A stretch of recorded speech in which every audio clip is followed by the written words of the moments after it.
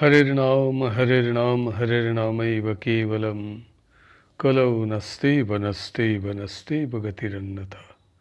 श्री श्री गुरवे नमः। प्रेम भक्ति प्रदातारं आनंदानंद वर्धनम स्वर्णमयी सुतं वंदे जोगमाया मनोहरम विजय वल्लभां देवीं विजयानंद वर्धिनीं सदानंदमयीं सद्धिं जोगमायां नमाम्यहम्। गुरुर्ब्रह्मा गुरुर्विष्णु गुरुर्देव महेश्वर गुरुरेव परं ब्रह्म तस्मै श्री गुरवे नमः। ভক্তিভাজন শ্রীমৎ জগৎবন্ধু মৈত্র মহাশয় রচিত শ্রী শ্রী গোসাইজির জীবনী প্রভুপাদ বিজয়কৃষ্ণ গোস্বামী গ্রন্থ হতে পাঠ। আমরা বর্তমানে গ্রন্থটির চতুর্থ অধ্যায় বাল্যলীলা আস্বাদন করিতেছি। সে সময় শান্তিপুরে অনেক স্ত্রীলোক ছানা ফেরি করিয়া বেচিত।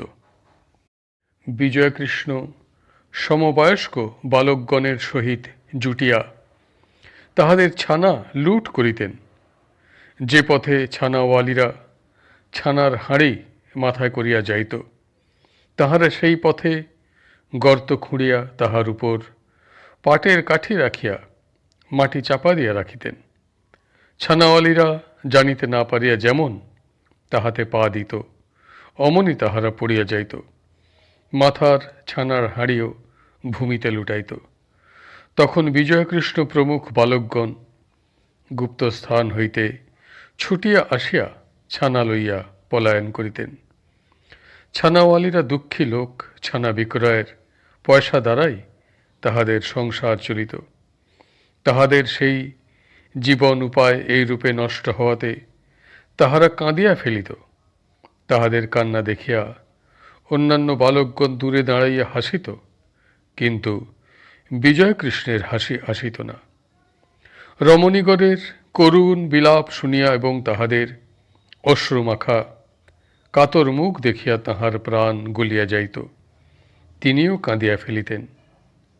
পরে মাতার নিকট হইতে পয়সা লইয়া তাহাদিগকে দিতেন এবং বাড়িতে ডাকিয়া আনিয়া শ্যাম সুন্দরের প্রসাদ খাওয়াইতেন। এইরূপে তাহাদিগকে শান্ত করিয়া বিদায় দিতেন।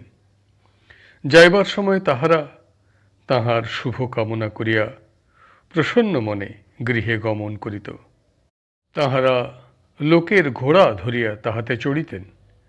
ভালো ঘোড়া পাইলে তাহা লুকাইয়া রাখিতেন।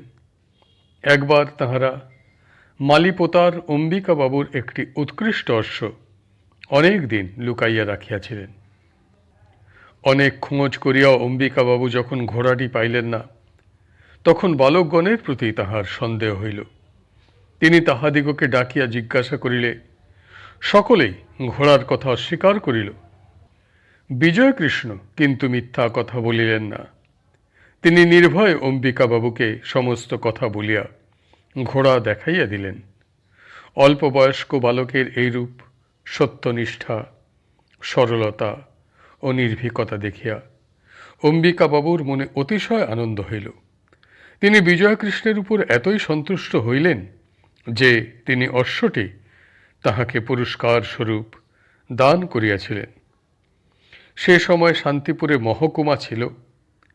ঈশ্বরচন্দ্র ঘোষাল মহকুমার ভারপ্রাপ্ত ডেপুটি কালেক্টর ছিলেন। তাহার একটি সুন্দর অশ্ব ছিল। একদিন বিজয়কৃষ্ণ সহচর বালকগণের সহিত আস্তাবল হইতে ঘোড়া খুলিয়া মাঠে লইয়া যান। ঘরে ঘোড়া না দেখিয়া সহিস অনুসন্ধানে বাহির হইল। অনেক জায়গা খুঁজিবার পর সে বালকদিগকে দেখিতে পাইল। বালকগণ দূর হইতে তাহাকে আসিতে দেখিয়া সকলেই পলাইয়া গেল। পলাইলেন না কেবল একমাত্র বিজয়কৃষ্ণ। অশ্বরক্ষক ঘোড়া ও বিজয়কৃষ্ণকে লইয়া গিয়া ডেপুটি বাবুর নিকট সমস্ত বলিয়া দিল। ঈশ্বরবাবু রুষ্টস্বরে বালককে বলিলেন, তোমরা আস্তাবল হইতে আমার ঘোড়া লইয়া গিয়াছিলে? নির্ভীক সরল বালক সত্য কথা বলিলেন। তিনি উত্তর দিলেন, হ্যাঁ ঈশ্বরবাবু। বলিলেন, কেন লইয়াছিলে? বিজয়কৃষ্ণ বলিলেন, ঘোড়াটি ভালো, তাই চড়িতে ইচ্ছা হইয়াছিল। ঈশ্বরবাবু বলিলেন, হাকিমের ঘোড়া লইতে তোমার ভয় হইল না? বিজয়কৃষ্ণ বলিলেন, ভয় হইবে কেন? বালকের এরূপ নির্ভীকতা দেখিয়া এবং তাহার মুখে সত্য কথা শুনিয়া ঈশ্বরবাবু একেবারে মুগ্ধ হইয়া গেলেন। তখন তিনি বিজয়কৃষ্ণকে কাছে ডাকিয়া পিঠ চাপড়াইয়া আদরপূর্বক তাহার পরিচয় জিজ্ঞাসা করিলেন। ঈশ্বরবাবুর কথা শুনিয়া বিজয়কৃষ্ণ বলিলেন, আমি গোসাইদের ছেলে, আমার নাম বিজয়। তখন ঈশ্বরবাবু বলিলেন, গোসাই, তোমরা যেভাবে ঘোড়ায় চড়িয়াছিলে তেমন করিয়া কি চড়ে? চড়িতে হইলে জিন লাগাম দিয়া চড়িতে হয়। তোমার যখন ঘোড়ায় চড়িতে ইচ্ছা হইবে তখন আমাকে আসিয়া বলিও, আমি ঘোড়া সাজাইয়া দিব, তুমি চড়িও। পরে তাহাই হইত। ঘোড়ায় চড়িবার ইচ্ছা হইলে তাহারা ঈশ্বরবাবুকে যাইয়া বলিতেন। তাহাদের কথা শুনিয়া ঘোষাল মহাশয় ঘোড়া সাজাইয়া দিতেন। তাঁরা পরমানন্দে চড়িতেন। এরূপ বাল চপলতার মধ্যে সর্বত্রই তাহার পরদুঃখ কাতরতা, তেজস্বিতা, সরলতা এবং সত্যপ্রিয়তা প্রকাশ পাইত। যে বড় হয় বাল্যকালেই তাহার জীবনে তাহার পরিচয় পাওয়া যায়।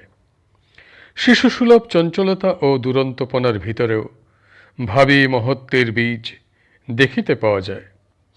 নিম্নে তাহার মহত্বসূচক আর একটি ঘটনা বিবৃত করিতেছি। সে সময় শান্তিপুরের অসুর প্রকৃতি প্রজাপীড়ক একজন জমিদার ছিলেন। লোকের উপর তিনি অতিশয় উৎপীড়ন করিতেন।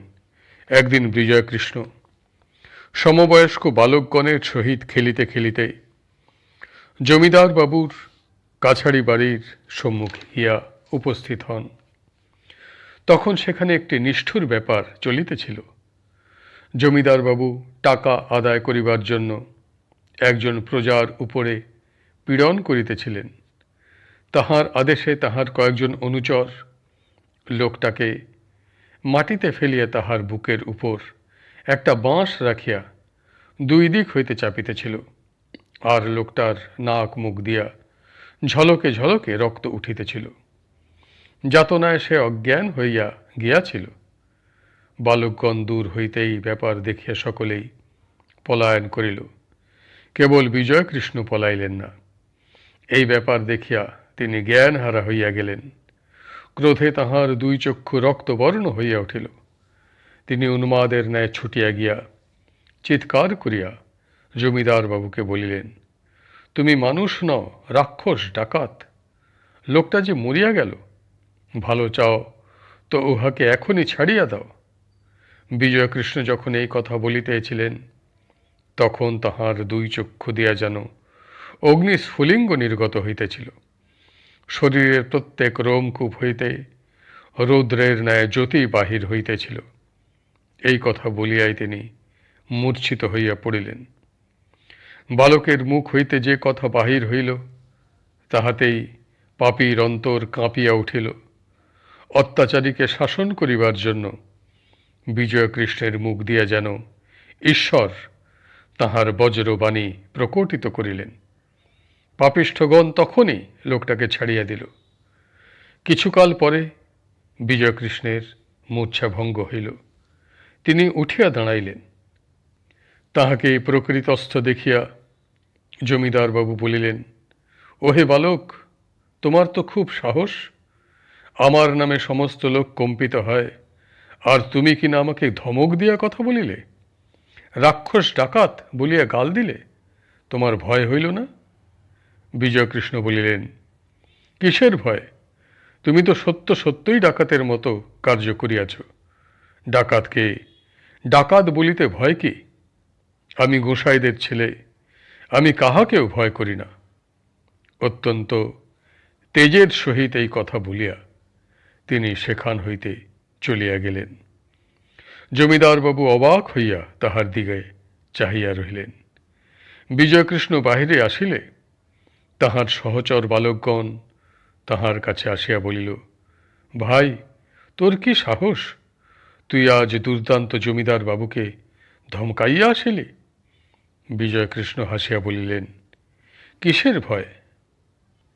ইহার কিছুদিন পরে জমিদারবাবু একটি অনাথা ব্রাহ্মণ বিধবার প্রতি অত্যাচার করিয়া অভিশাপগ্রস্ত হন। বিধবা দ্বাদশীর দিন রান্না চড়াইতেছিলেন। এমন সময় খাজনার জন্য জমিদারবাবু লোক দিয়া তাহাকে অতিশয় অপমান করেন।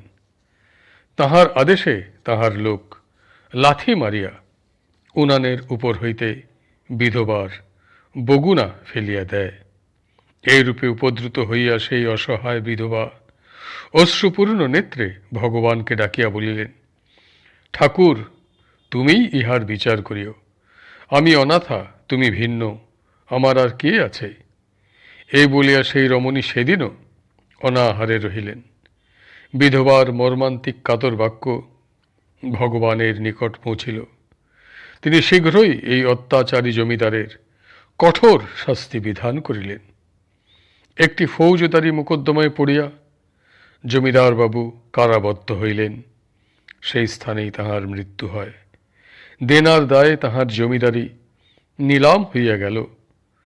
তাহার বিধবা পত্নীকে শেষে বড়ই কষ্টে পড়িতে হইয়াছিল। আজকের পাঠ এখানেই সমাপ্ত হইল। হরি বল, হরি বল, হরি বল। জয় গুরুদেব, জয় গুরুদেব, জয় গুরুদেব।